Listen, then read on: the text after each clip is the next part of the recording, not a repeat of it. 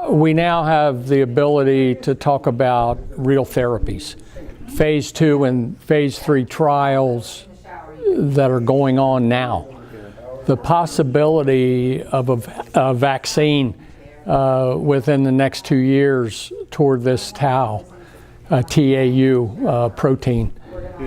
Some ways to modify the abnormality. And I think we have the basic science to show us the underlying mechanisms.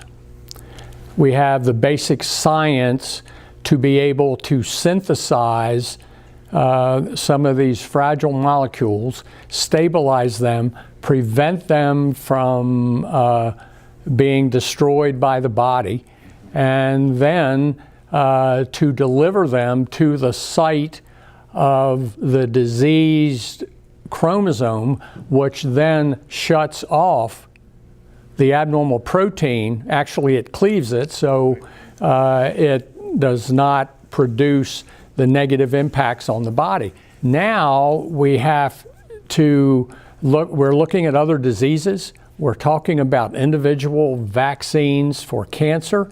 We're talking about vaccines from this technology to prevent diseases.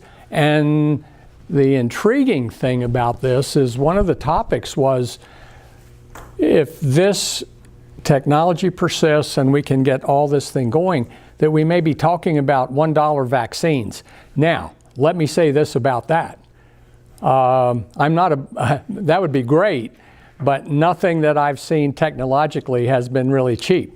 You know, it's not like TVs, it's not like radios, you know, where the more of them, the better technology, they get better and cheaper. So on a scale of 1 to 10, where are you in your professional predictions of, if not a cure?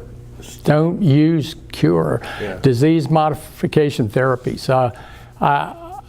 I'm thinking from where we were 10 years ago to where we are now, I think some of this is going to pan out. So I'm going to be a little bit negative and say a 6 or a 7.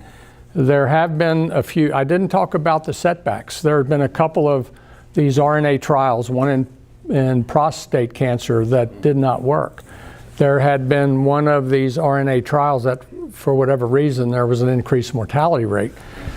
But it's hard to ignore these successful trials that have just been reported in some of these familial diseases, and the enthusiasm of some of my colleagues that I trust and have trusted over the years. So that really buoys me as a rural country doctor, you know, so to speak.